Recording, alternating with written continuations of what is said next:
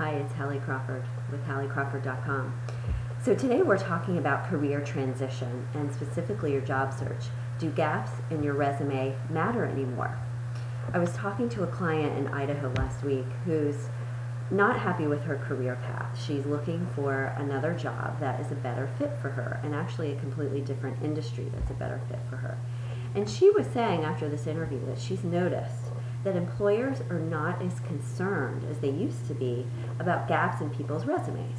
And I think this makes perfect sense. It struck me. It's such an interesting trend.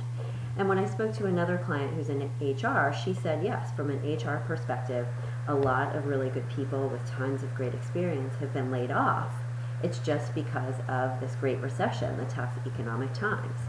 So gaps in your resume don't matter quite as much anymore, and I think this is really good news for job seekers, and especially people who are wanting to transition into a different field, who are looking for, wanting to identify the right fit for them. They're unhappy with their career path, and they want to identify their ideal career, go in a different direction. It's good news for them because the gaps are not going to be as big of a deal.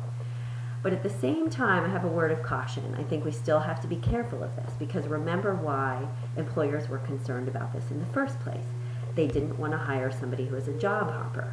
Now look, we know that employee and employer loyalty is not like it used to be. People aren't punching a time clock and staying in a job for their whole lives. It's different, granted.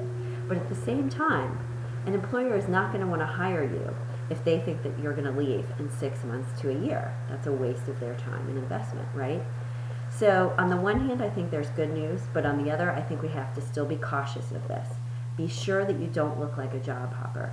Stay in a position as long as you can. If you're looking for that next position and that next career path, try to stay put as long as you can while you're transitioning into the other industry, field, whatever it is. That's the bottom line. Don't be a job hopper. So have a great day. I hope this was helpful for you. Rock and roll, and we'll talk to you soon.